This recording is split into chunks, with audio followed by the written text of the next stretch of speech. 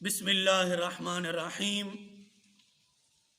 الصلاة والسلام علیکہ یا رسول اللہ وعلی آلہ وصحبہ یا رحمت للعالمین۔ 27 مارچ 2020 ہے۔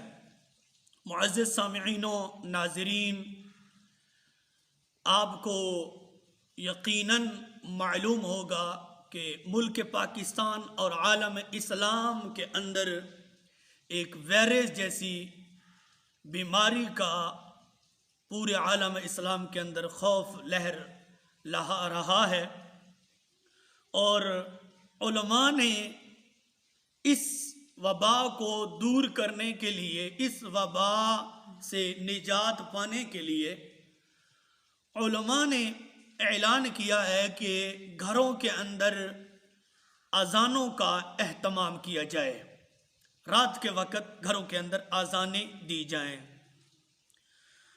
اور یہ بات ایک نجد کے پیر، نجد کے مولوی توصیف الرحمان نجدی، اس کو بڑی تکلیف ہوئی ہے۔ اس سے جب سوال ہوا تو اس نے کہا یہ اذان دینا بدعت ہے، فلاں فلاں پتہ نہیں کیا کیا اس نے فتوے لگائے ہیں۔ آج میں اذان پر بھی بحث کرتا ہوں مختصر وقت کے اندر کہ اذان صرف کیا نماز کے لیے دی جا سکتی ہے یا کسی اور کام کے لیے بھی اذان دی جائے گی، اسی پر بات کریں گے۔ پھر اس کے بعد اس توصیف الرحمان، جبکہ توصیف الرحمان کو مفتی اعظم شیخ الحدیث و تفسیر ڈاکٹر محمد اشرف آصف جلالی صاحب حافظہ اللہ تعالی نے جو ضرب لگائی ہے وہ تو ساری دنیا ہی جانتی ہے۔ تو قبلہ ڈاکٹر صاحب حافظہ اللہ تعالی سے بھاگا ہوا، اب یہ بگوڑا کبھی کیا کہتا ہے کبھی کیا کہتا ہے، ہمیں یہ نہیں پتا یہ کس جنگل کا درندہ ہے۔ ہم صرف اس کا آئینہ اور اس کا نظریہ آپ کے سامنے رکھیں گے کہ یہ کس جنگل کا درندہ ہے اور اس کا کیا نظریہ ہے، وہ میں آخر میں بات کروں گا۔ اذان کے متعلق آپ ذرا سماعت فرمائیں۔ حنفیوں کے چوٹی کے امام علامہ ابن عابدین حنفی رحمہ اللہ نے فتاوی شامی کے اندر آپ نے بہت ہی مدلل قسم کی بحث کی ہے۔ آپ نے فرمایا کہ اذان صرف نماز کے لیے نہیں ہے، اذان بہت سارے اور بھی مقاصد کے لیے دی جا سکتی ہے۔ تو متعدد ان جگہوں کا، ان باتوں کا ذکر کیا علامہ شامی نے کہ مرگی کا دورہ جس کو پڑتا ہو اس کے کان میں بھی اذان دی جا سکتی ہے، اور بھی متعدد تقریباً 6-7 جگہوں کا ذکر کیا ہے علامہ شامی نے کہ فلاں فلاں وقت کے اندر اور اس ضرورت کے تحت اذان دی جا سکتی ہے۔ ثابت یہ ہوا کہ اذان صرف نماز کے لیے نہیں ہوتی۔ اور سنیں، میرے سامنے کتاب موجود ہے انوار الباری شرح بخاری، جلد 15 صفحہ نمبر 201 ہے، اور یہ انوار الباری شرح بخاری توصیف الرحمان نجدی کے رشتہ داروں کی کتاب ہے۔ تو انوار الباری شرح بخاری اتنی معتبر اور مستند کتاب ہے، اور اس کتاب کا سرگودے کے مولوی الیاس گھمن نے بھی اپنی کتاب المحند اور اعتراضات صفحہ 8 پر ذکر کرتے ہیں، لکھتے ہیں کہ یہ انوار الباری شرح بخاری کی بہترین شرح ہے، اور اس کا مصنف لکھنے والا مولوی احمد رضا بجنوری اکابرین دیوبند کے اندر ان کا شمار ہوتا ہے۔ کس کا؟ احمد رضا بجنوری کا، اور احمد رضا بجنوری انور شاہ کشمیری کا شاگرد خاص ہے۔ نماز کے مسائل مولوی رفعت قاسمی نے اس بات کو اپنی کتاب میں ذکر کیا ہے۔ مولوی رفعت قاسمی نے حتیٰ کہ یہ بات بھی لکھی ہے کہ انور شاہ کشمیری نے اپنی بڑی بیٹی کا نکاح بھی احمد رضا بجنوری دیوبندی سے کیا ہے۔ تو یہ انوار الباری شرح بخاری اتنی معتبر کتاب ہے، اس کتاب پر 25 شیوخ الحدیث دیوبند مسلک کے تقریضات لکھتے ہیں اور تصدیقات لکھتے ہیں، کہتے ہیں کہ ٹھیک ہے، بالکل معتبر کتاب ہے۔ 25 شیوخ الحدیث، اور یہ 25 شیوخ الحدیث یہ کون ہے؟ یہ توصیف الرحمان نجدی کے رشتہ دار ہیں، ان کا نظریہ عقیدہ آپس میں ملتا جلتا ہے۔ تو اس کے اندر لکھا ہوا ہے جلد 15 صفحہ 201 پر انوار الباری شرح بخاری، اذان 10 جگہوں دینا جائز ہے۔ اب یہ کہتا ہے کہ اذان 10 جگہوں پر دی جا سکتی ہے۔ نمبر 1 ولادت کے وقت کان میں۔ نمبر 2 جن بھوت پری کا اثر ہو۔ نمبر 3 جب سواری کا جانور سرکش ہو جائے۔ نمبر 4 یا کسی بد کردار بد اخلاق آدمی سے واسطہ پڑے تو اس کے کان میں دی جائے۔ نمبر 5 غم زدہ۔ نمبر 6 مرگی کے مریضوں کے کان میں۔ نمبر 7 لڑائی کے میدان میں۔ نمبر 8 آگ لگ جائے۔ نمبر 9 جنگل میں راستہ گم ہونے کی صورت میں۔ اور بھی لکھا ہے کہ جس گھر کے اندر جادو کے اثرات ہوں وہاں بھی اذان دی جا سکتی ہے۔ یعنی کہ 10 جگہوں کا ذکر کیا ہے صاحب انوار الباری شرح بخاری نے بھی مانا ہے کہ اذان صرف نماز کے لیے نہیں دی جا سکتی، اذان اور کاموں کے لیے بھی دی جا سکتی ہے، وہ میں آپ کو بتا چکا ہوں۔ اور دوسرا حوالہ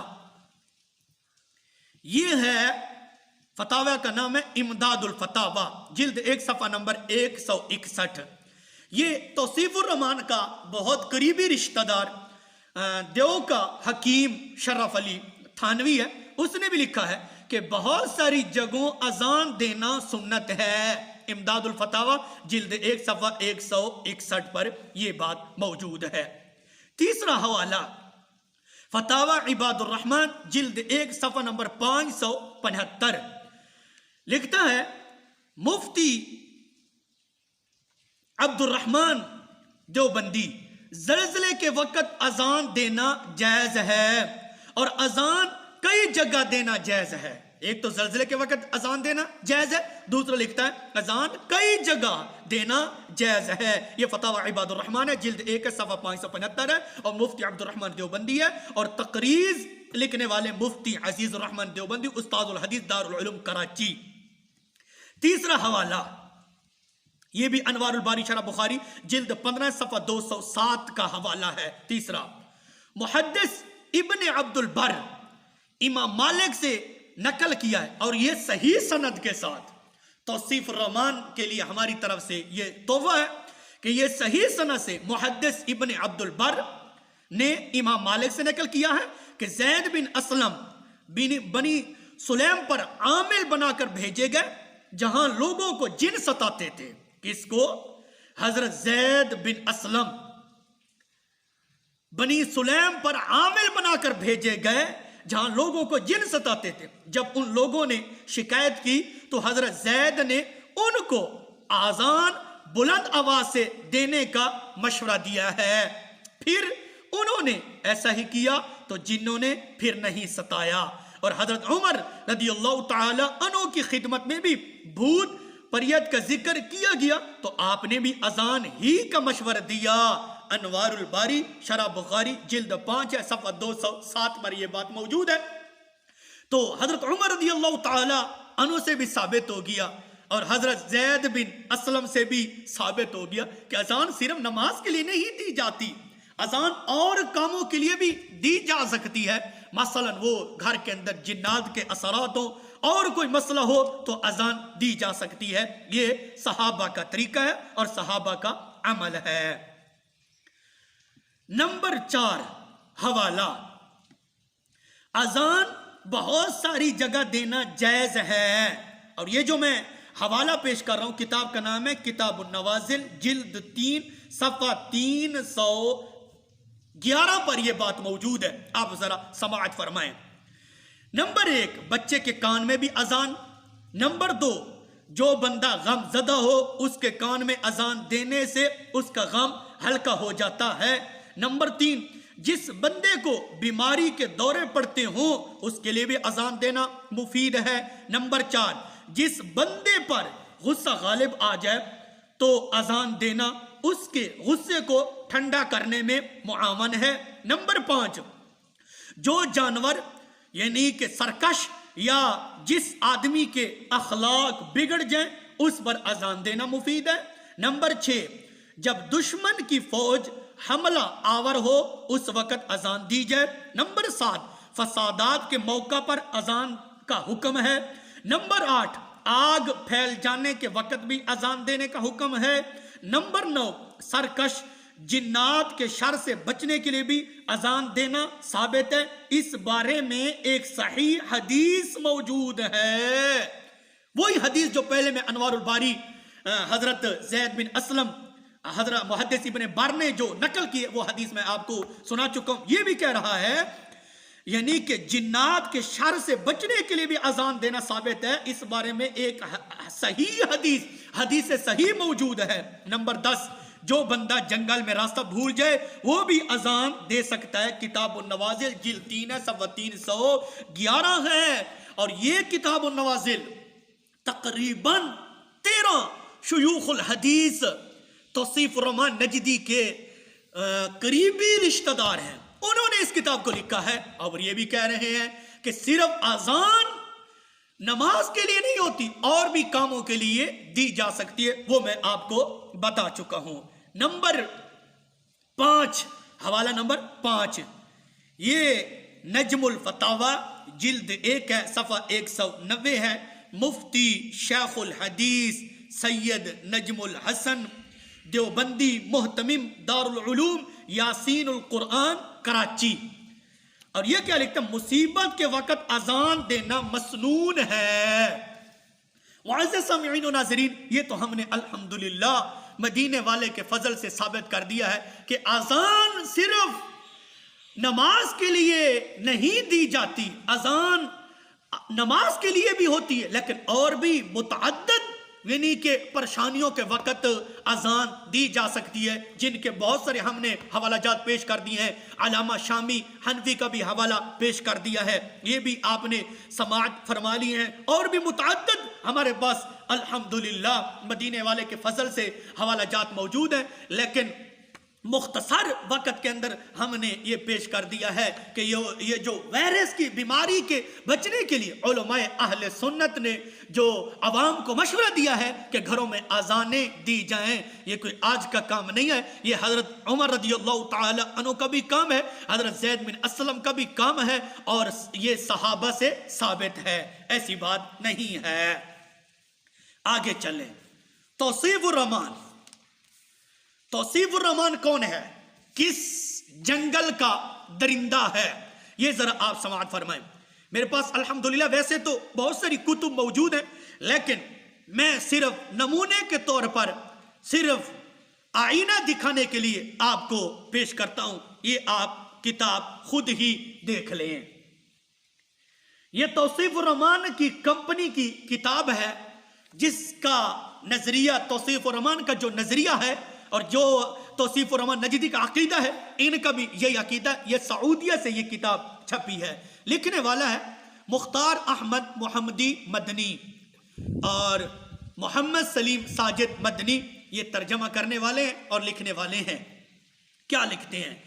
صفحہ نمبر 11 ہے اسی رسالے کا، آپ جو دیکھ رہے ہیں سکرین پر، لکھتا ہے کہ اب اپنے بزرگوں کا وسیلہ لینے لگے، اپنے بزرگوں کا وسیلہ لینے لگے، ان کے ذریعے اللہ کا تقرب حاصل کرنے لگے، بارش کے لیے اللہ کے سامنے ان بزرگوں کی دہائی دینے لگے، ان کے مقام و مرتبہ اور نیکی کا واسطہ دے کر اللہ تعالی سے مرادیں مانگنے لگے۔ اسی طرح اس کائنات میں پہلی بار شرک پیدا ہوا۔ یہ صفحہ نمبر 11، اور کہہ رہا ہے بزرگوں کا وسیلہ لینا، ان کا نام لینا، یہ توصیف الرحمان کی کمپنی کا نظریہ ہے۔ یہ زندگی کے اندر کہتا ہے اس کائنات کے اندر پہلی بار شرک ہوا ہے۔ نعوذ باللہ من ذالک، یہ کتنے ظالم لوگ ہیں کہ اس فتوے سے پوری امت کو انہوں نے مشرک بنا ڈالا ہے۔ وہ میں بات نہیں کرتا کہ اس فتوے کی زد میں کون کون آ رہے ہیں، وہ اہل علم حضرت خوب جانتے ہیں۔ آگے چلیں، صفحہ نمبر 21، یہ توصیف الرحمان جو ابن تیمیہ کا مقلد ہے، ابن قیم کا اور ابن عبد الوہاب نجدی کا مقلد ہے۔ یہ حنفی شافعی مالکی نہیں ہے، یہ ابن تیمیہ کا مقلد ہے۔ صفحہ نمبر 24 پر لکھتے ہیں کہ نبی کریم صلی اللہ علیہ وسلم کے بارے میں غلو کی ایک قسم یہ بھی ہے جس کا نمونہ آج ہر جگہ نظر آتا ہے. ایک طرف رب العالمین کا نام، دوسری طرف ٹھیک اس کے سامنے نبی کریم صلی اللہ علیہ وسلم کا نام ہوتا ہے جو جائز و درست نہیں ہے. معزز سامعین، یہ عبارت اہل علم حضرات کے لیے واضح اور روشن ہے. آپ ذرا خود ہی دیکھ لیں کہ یہ توصیف الرحمن نجدی کس جنگل کا درندہ ہے، اس کا نظریہ اور اس کا عقیدہ کتنا گندا ہے اور قرآن و حدیث کے سراسر خلاف ہے. کہتا ہے جہاں اللہ اور اللہ کے رسول کا نام آج کل ہر جگہ نظر آتا ہے، دیکھنے کو ملتا ہے، جہاں اللہ کا نام ہوتا ہے وہاں ساتھ ہی اللہ کے رسول کا نام ہوتا ہے. کہتا ہے یہ جائز اور درست نہیں ہے.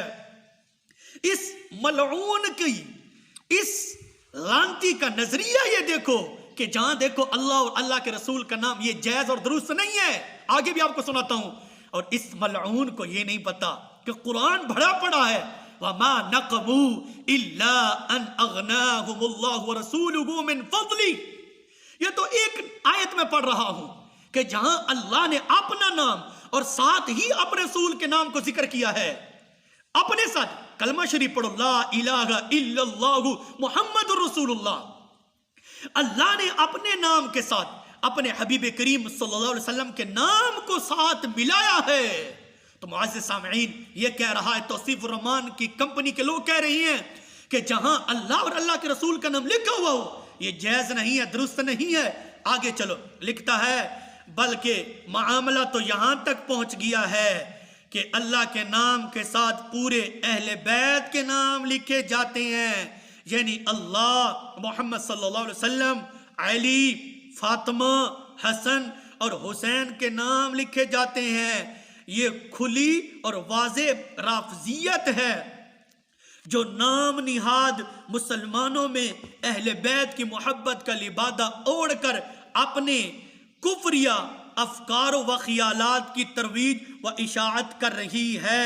اب کچھ مسلمانوں نے یہ سوچ کر کہ ہم کیوں پیچھے رہیں، اللہ اور رسول صلی اللہ علیہ وسلم کے ساتھ خلفائے راشدین کے نام بھی لکھنا شروع کر دیا ہے جو کسی بھی صورت جائز نہیں ہے. معتبر و جید علماء کرام نے اس سے ناجائز قرار دیا ہے. علماء سعودی عرب کی دائمی سپریم کونسل سے یہی سوال کیا گیا تو اس نے جواب دیا کہ اللہ اور رسول صلی اللہ علیہ وسلم کے نام کو ایک ہی ساتھ آمنے سامنے کسی بھی طرح لکھنا جائز نہیں ہے، خواہ کاغذ پر لکھا جائے یا تختی پر یا در و دیوار پر. اس لیے ایسا کرنا نبی کریم صلی اللہ علیہ وسلم کی ذات میں غلو اور آپ کو اللہ کا درجہ دینے کے مساوی ہے جس سے شرک کا دروازہ کھلتا ہے. نعوذ باللہ من ذالک، نقل کفر ناباشد. معزز سامعین، یہ ہے توصیف الرحمن کا اصلی چہرہ جو کئی سال پہلے مفتی اعظم شیخ الحدیث و تفسیر ڈاکٹر محمد اشرف آصف جلالی حافظہ اللہ تعالی نے ایک بہت زبردست قسم کی ضرب لگائی تھی، اور عرب کے نجدی اب بھی تکلیف محسوس کر رہے ہیں تو توصیف الرحمن کو بھی وہی تکلیف ہو رہی ہے. تو یہ کیا کہہ رہا ہے کہ متعدد علماء کرام نے ناجائز قرار دیا ہے جو کسی صورت میں بھی جائز نہیں ہے اللہ اور اللہ کے رسول کے نام کو اللہ کے نام کے ساتھ لکھنا. یہ سعودیہ کے علماء کا فتویٰ ہے، یہ توصیف الرحمن کا فتویٰ ہے کہ یہ جائز نہیں ہے. خلفائے راشدین کے نام لکھنا جائز نہیں ہے، صحابہ کے نام لکھنا جائز نہیں ہے. یہ توصیف الرحمن کا نظریہ ہے، آپ خود بھی دیکھ سکتے ہیں. معزز سامعین، یہ جس درندے کی میں بات کر رہا تھا توصیف الرحمن نجدی کی، اب اذان اگر ہم نے اس موذی بیماری کو بھگانے کے لیے، اس سے نجات حاصل کرنے کے لیے ایک مستحب عمل سمجھ کر ہم نے اذانیں دی تو اس نجدی توصیف الرحمان کو بڑی تکلیف ہوئی ہے، لیکن اس نجدی خارجی کو یہ بھی پتہ نہیں ہے اگر کئی دنوں سے تم نے طواف کعبہ بند کر رکھا ہے، طواف شریف بند کر رکھا ہے، کیا شریعت تمہاری ہے یا رسول اللہ کی ہے؟ تم نے کیوں بند کیا ہے؟ اس کے پاس تم نے کوئی دلیل ہے؟ تو ہم نے اذانیں دی ہیں تو اس کو بڑی تکلیف ہو گئی ہے۔ معزز سامعین آگے کیا لکھتا ہے؟ لکھتا ہے صفحہ نمبر 22 پر لکھا ہے متعدد علماء کرام نے قبلہ کے سامنے کسی بھی قسم کی عبارت لکھنے کو ناپسند قرار دیا ہے، لہذا ہر مسلمان کی ذمہ داری ہے کہ وہ اس قسم کی باتوں اللہ محمد صلی اللہ علیہ وسلم کو ساتھ لکھنے سے احتراز کرے، اور اگر اس قسم کی عبارتوں پر نظر پڑے تو اس سے مٹا دے۔ نعوذ باللہ من ذالک، یہ توصیف الرحمان نجدی کا اصل آئینہ ہے۔ اب کہتا ہے کہ جہاں اللہ اور اللہ کے رسول کا نام، یعنی کہ اللہ کے نام کے ساتھ اللہ کے رسول کا نام جدھر بھی دیکھو، جس جگہ دیکھو، چاہے مسجد میں دیکھو چاہے دیواروں میں دیکھو، کہتا ہے اللہ کے رسول کے نام کو مٹا دو۔ آگے کیا لکھتا ہے؟ صفحہ نمبر 22 پر لکھتا ہے واضح رہے کہ عام موصوف رحمہ اللہ نے بلوغ المرام کی شرح کرتے ہوئے ایک مقام پر اس سے شرک قرار دیا ہے۔ نعوذ باللہ من ذالک، یہ توصیف الرحمان کمپنی کے ملا کا فتویٰ ہے کہ جہاں اللہ کا نام ہے اور ساتھ رسول کا نام ہے تو رسول کا نام لکھنا شرک ہے۔ نعوذ باللہ من ذالک، یہ بغض رسول نہیں ہے تو اور کیا ہے؟ معزز سامعین و ناظرین، یہ صرف نمونے کے طور پر ہم نے پیش کر دیا ہے، ورنہ اس نجدی کمپنی کا ہمارے پاس ایک بہت بڑا دسترخوان موجود ہے، بہت بڑا دسترخوان، کہ ان کا کتنا گندا عقیدہ ہے اور کالا عقیدہ ہے، اور قرآن کے بھی خلاف ہے اور احادیث کے بھی خلاف ہے اور فقہاء کے بھی، اجماع امت کے بھی خلاف ہے، اور کلمہ شریف بنیادی چیز ہے، لا الہ الا اللہ محمد الرسول اللہ، تو اللہ نے اپنے نام کے ساتھ اپنے محبوب علیہ الصلوۃ والسلام کے نام کو ملایا ہے، جبکہ توصیف الرحمان اور توصیف الرحمان کی کمپنی کا یہ عقیدہ ہے جہاں اللہ کا نام ہو اور ساتھ رسول کا نام ہو تو یہ شرک ہے، جہاں اللہ کا نام لکھا ہو اور ساتھ رسول کا نام لکھا ہو تو اس سے مٹا دو، جہاں اللہ کا نام لکھا ہو اور ساتھ رسول کا نام لکھا ہو تو رسول کا نام لکھنا سراسر ناجائز ہے، یہ درست نہیں ہے۔ یہ توصیف الرحمان نجدی کا عقیدہ ہے، اس کا نظریہ ہے۔ اللہ رب العزت کی بارگاہ میں دعا ہے رب ذوالجلال عالم اسلام کو اور بالخصوص ملک پاکستان کو اس وائرس جیسی بیماری سے محفوظ اور مامون فرمائے۔ وآخر الدعوایا ان الحمد للہ رب العالمین۔